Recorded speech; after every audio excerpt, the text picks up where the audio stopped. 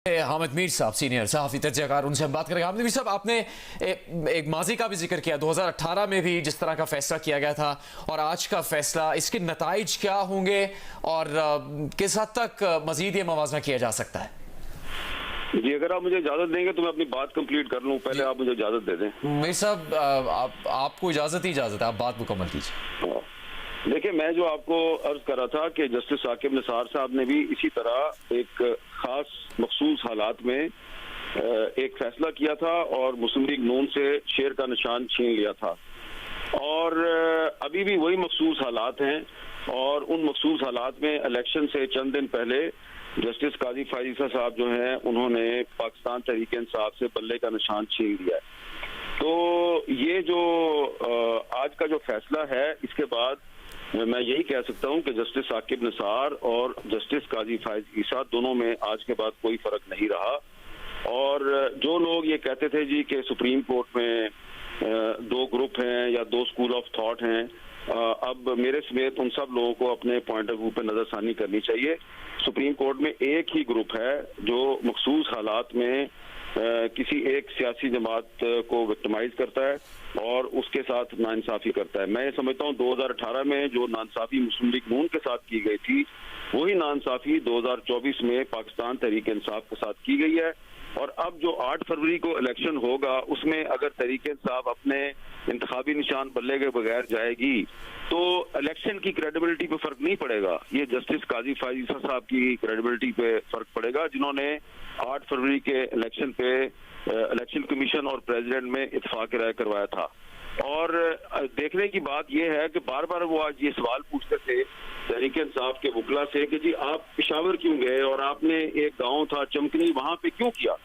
तो जवाब तो उनको आज प्रोसीडिंग के दौरान मिल गया, जब बैरिस्टर गौहर साहब जो हैं उनको रोस्ट्रम पे किसी ने बताया कि आपके घर रेड हुई है और आपके बच्चों को मारा गया है। तो यही वो सूरत हाल थी जिसकी वजह से तहरीक इंसाफ वालों ने अपना जो इलेक्शन है वो पहले KPK में मुंतकिल किया, फिर वो पेशावर शहर से भी एक नवाही इलाके में ले गए ताकि वहां पे रेड्स वगैरह ना हो।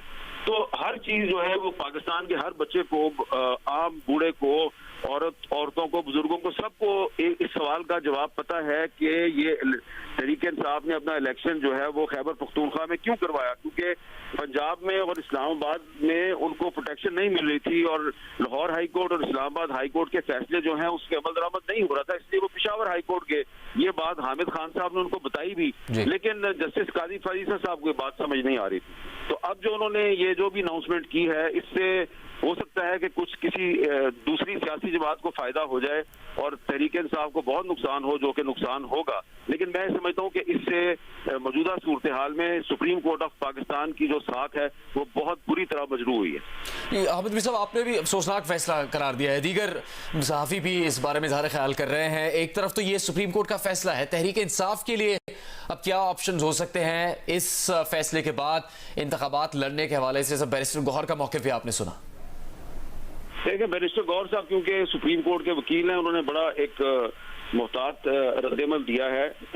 तो उनके पास यही है, जैसा कि उन्होंने भी कहा है कि अब वो जो भी उनको निशान मिलेगा और उसी निशान के तहत वो इलेक्शन लड़ेंगे। मुझे नहीं पता कि अब उनकी स्ट्रेटजी क्या होगी, लेकिन शायद उनकी कोशिश ये होगी कि जितने भी तहरीक इंसाफ के कौमी और सूबाई असेंबलियों के उम्मीदवार हैं, ये अपने उम्मीदवार जो हैं उनकी एक फहरिस्त जो है वो सोशल मीडिया पे अपलोड करेंगे और अपने वोटरों से कहेंगे जी कि ये हमारे उम्मीदवार हैं और आपने इनको वोट डालना है, और जो इनकी बैलेट पेपर में इनके सामने जो इंतखाबी निशान होगा उस पर आप मोहर लगा दें। लेकिन मैं फिर दोबारा यही कहूंगा कि जो तवक्को थी कि जस्टिस काजी फायज ईसा साहब 8 फरवरी के इलेक्शन को कोशिश करेंगे कि ये मुतनाज़ा ना हो, उन्होंने इसको टेक्निकल ग्राउंड्स पे अपने ही हाथों इस इलेक्शन को बहुत ज्यादा मुतनाज़ा कर दिया है और वो जो इलेक्शन का मजा होता है वो खत्म कर दिया।